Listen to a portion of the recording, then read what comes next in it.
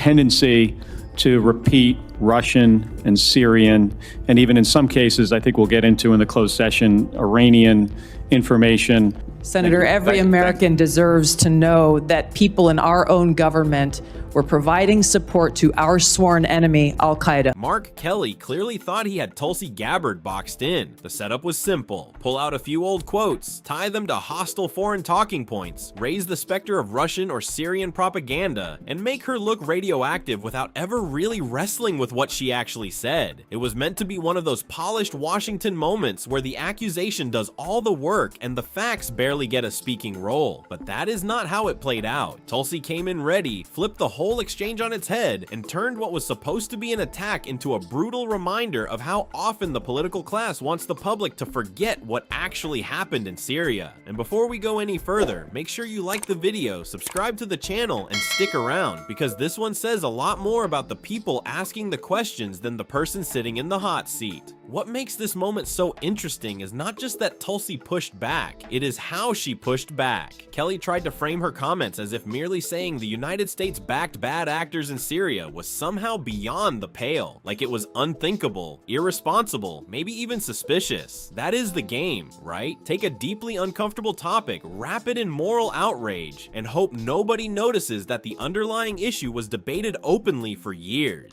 Senator Kelly. Thank you, Mr. Chairman. Colonel Gabbard, when Russia was denying Assad's use of chemical weapons, they accused the U.S. of supporting terrorists. This is a line that Putin used frequently during the Syrian civil war as he supported Assad. Syrian officials made similar comments. They did it repeatedly. They did it in public. They did it at the United Nations. In 2016, you gave an interview in which you said, and this is a quote, "The U.S. is providing direct and indirect support to terrorist groups in order to overthrow the Syrian government." And in 2019, on the Democratic presidential debate stage, you said of President Trump, this is a quote, "This current president is continuing to betray us. We were supposed to be going after al-Qaeda, but over years now, not only have we not gone after al-Qaeda, our president is supporting al-Qaeda." So I'm interested to hear, what was your goal in saying these things? Because once you strip away the performance, Tulsi's core argument was not some wild conspiracy theory pulled from the dark corners of the internet. It was a blunt accusation about regime change policy, covert programs, and the very predictable consequences of trying to topple governments in a region that had already been turned upside down. And that is where Kelly's line of attack started to fall apart. Because you can only call something foreign propaganda for so long before people start asking a very inconvenient question. Okay, but was it true? That is the question Washington hates. Not was it polite, not was it helpful to the narrative, not did the right people approve it, just one brutally simple question: was it true? And when Tulsi answered, she did not duck. She did not pivot into some safe, vague statement about national security. She went straight at the heart of it. She tied her position to the reason she enlisted in the first place. She made it personal. She framed it as a betrayal of the people killed on September 11th, their families, and the men and women sent overseas to fight terrorists, only to watch American policy blur the lines in a way that never should have happened. That lands because it exposes the real tension here. Regular Americans were told for years that the war on terror was a moral necessity. They were told our leaders were fighting monsters. They were told this was about keeping the country safe. But then, when policy got messy, when alliances got murky, when moderate rebels started looking a whole lot less moderate, suddenly everybody in power wanted the public to stop asking questions. Amazing how that works, isn't it? We are told to wave the flag, trust the mission, respect the intelligence community, and never forget the threat. But the second someone points out that our own government may have empowered the wrong people in the name of regime change, that person gets treated like the problem. And that is why Tulsi's response hit so hard. She was not arguing in abstractions. She was talking about programs, decisions, and outcomes. She was pointing to the ugly pattern that so many Americans are sick of seeing. Washington gets obsessed with removing a dictator, pretends the people taking over will somehow be better, ignores the obvious warning signs and then act stunned when extremists fill the vacuum. Iraq, Libya, Syria, different names, same disaster movie, new cast, same ending. The script never changes. First it is this is necessary, then it is this is limited, then it is these are the good guys. Then years later it becomes, well, the situation is complicated. Complicated? That is one way to describe a foreign policy approach that keeps shattering countries and then acting shocked by the rubble. And here is where Tulsi really cornered the whole establishment mindset. She basically said what a lot of people have been thinking for years. You do not get to play dumb about outcomes that were easy to predict. You do not get to pretend nobody saw the danger. You do not get to act like toppling authoritarian leaders in the Middle East was some harmless experiment gone wrong. We have watched this story before. Once the state collapses, the strongest and most ruthless factions rise fastest. That is not a plot twist. That is the pattern. Senator, as someone who enlisted in the military specifically because of Al-Qaeda's terrorist attack on 9/11 and committing myself and my life to doing what I could to defeat these terrorists, it was shocking and a betrayal to me and every person who was killed on 9/11, their families and my brothers and sisters in uniform. When, as a member of Congress, I learned about President Obama's dual programs that he had begun really to overthrow the regime of Syria, and being willing to, through the CIA's Timber Sycamore program that has now been made public, of working with and arming and equipping Al-Qaeda in an effort to overthrow that regime, starting yet another regime change war in the Middle East. So when Tulsi warns that regime change in Syria would strengthen Islamist extremists, she is not inventing a fantasy. She is describing what critics of these interventions had been saying from the start. And the most frustrating part is that every time those warnings prove correct, the same people who dismissed them find a new way to avoid accountability. They never seem to lose confidence. They never seem to run out of speeches. They never seem to look in the mirror and say, maybe we were the ones pushing reckless nonsense. Instead, they change the subject. That is exactly what Kelly did. Notice the move.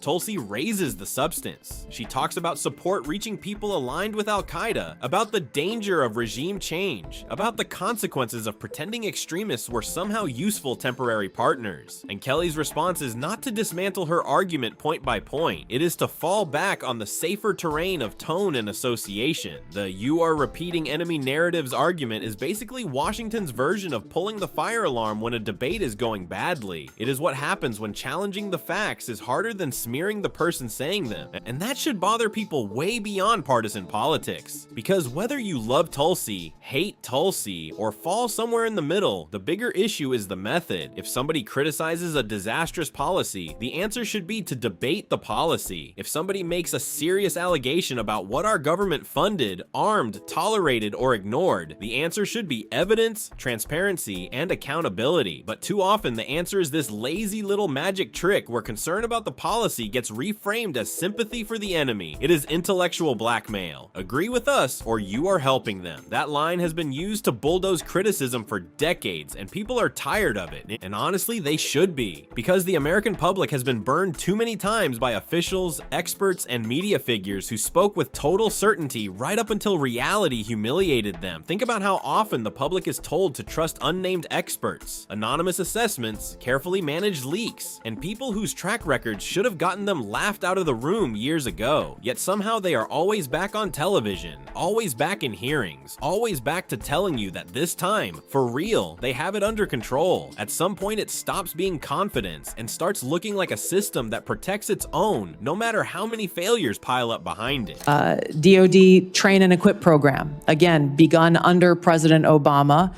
is widely been known, looked at, and studied, that ultimately resulted in over $500 million being used to train who they called moderate rebels, but were actually fighters working with and aligned with Al-Qaeda's affiliate on the ground in Syria, all to move forward with their regime change and not acknowledging what was obvious at the time and what has unfortunately borne true, which was that a regime change war in Syria, much like the regime change wars in Iraq, the toppling of Gaddafi and Mubarak, while these are all dictators, would likely result in the rise of Islamist extremists like Al-Qaeda taking power.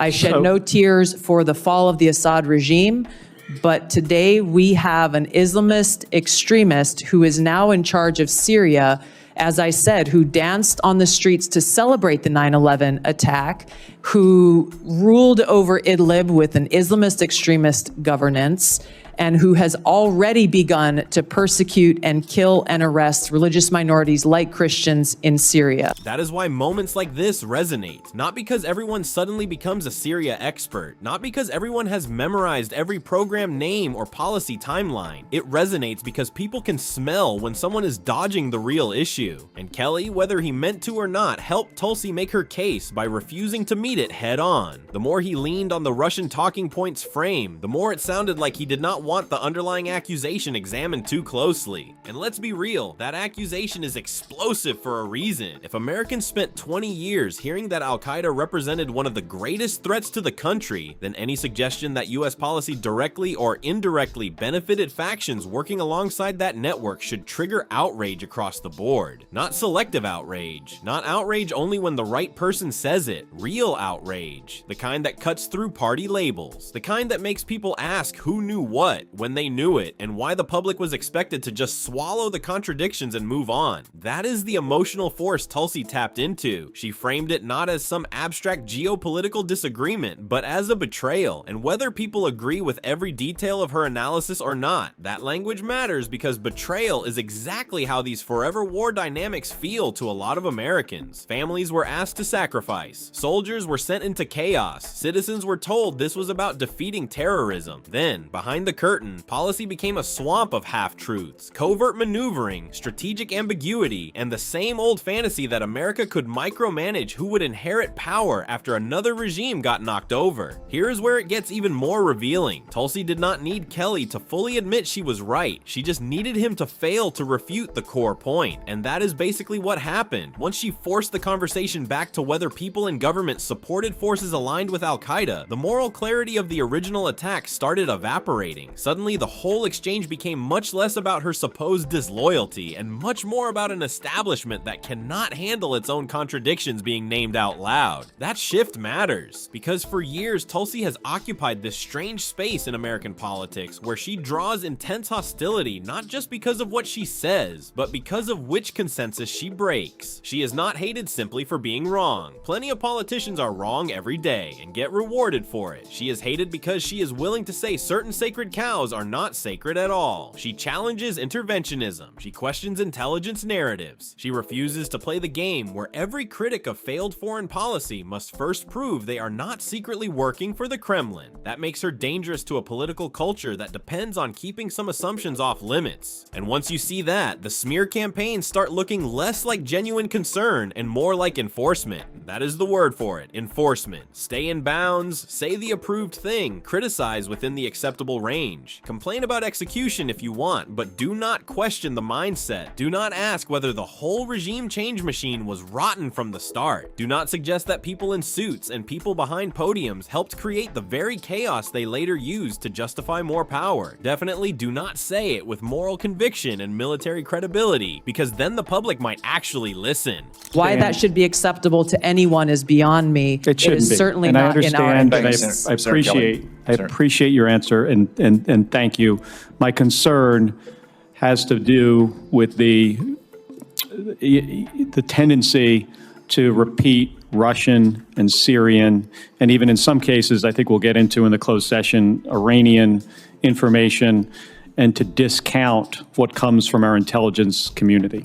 Senator, every American deserves to know that people in our own government were providing support to our sworn enemy, Al-Qaeda. That should not be acceptable by anyone. Thank you, Senator Kelly, Ms. Gabbard. That is why the attack line always escalates so quickly. It is never enough to say Tulsi is mistaken. She has to be painted as compromised. There has to be a cloud over her. There has to be some insinuation that she is doing the enemy's work, because the alternative is much scarier for the establishment. Maybe she is highlighting a truth they never wanted examined in daylight. And viewers know that pattern when they see it. It is the same pattern that shows up anytime an outsider, dissenter, or former insider starts pulling at threads that connect power, policy, and narrative management. Instead of a clean debate, you get character attacks. Instead of transparency, you get moral theater. Instead of answers, you get another lecture about why asking hard questions is irresponsible. Know what is irresponsible is turning catastrophic foreign policy into a branding exercise. What is irresponsible is pretending years of instability, bloodshed, and extremist growth just happened out of nowhere. What is irresponsible is demanding trust from the public while acting offended every time someone remembers the receipts. And that is the bigger takeaway from this whole exchange. It was not just a clash between Mark Kelly and Tulsi Gabbard. It was a snapshot of a much larger battle over who gets to define reality after a policy failure. The people who sold the old story want criticism contained, managed, and discredited. The people challenging that story want the public to revisit the decisions, the programs, and the consequences without the usual fog machine running in the background. That is why this moment landed. Tulsi did not just defend herself, she turned the spotlight back where it belonged. She asked the question that cuts deeper than any partisan jab. Why were Americans ever put in a position where their government could be accused of helping forces tied to the same enemies we were told we had to defeat at any cost? That question is uncomfortable. Good. It should be. Democracies are supposed to be uncomfortable when power operates in shadows and then demands applause in daylight. And maybe that is what really caught Kelly off guard. He was ready for a defensive answer. He was ready for a cleanup job. He was ready for a careful walk back. Instead, he got a counterattack rooted in memory, consequence, and moral outrage. He tried to make Tulsi answer for the narrative. She made him answer for the policy. Big difference. At the end of the day, that is why this exchange sticks with people. It is not polished. It is not neat. It is not one of those made-for-TV moments where everyone gets their scripted soundbite and moves on. It is messy in the way real accountability is messy. It forces people to confront the gap between what they were told and what may have actually happened. And once that gap is visible, all the labels in the world do not close it. So the next time you hear someone instantly dismissed as a foreign asset, a puppet, a mouthpiece, or a threat simply for challenging the approved storyline, pay close attention. Sometimes the smear is the tell, sometimes the panic around the question reveals more than the answer ever could. And sometimes the person being attacked is not dangerous because they are lying. They are dangerous because they are dragging a buried truth into the open where everyone can see it. That is exactly why this moment matters. Not just because Tulsi fought back, but because she exposed how fragile the establishment narrative really is when someone refuses to be intimidated by it. Let me know what you think in the comments. Was Kelly asking a fair question, or was this another case of the usual playbook falling apart in real time? And if you want more commentary that cuts straight through the spin, subscribe and stay with us.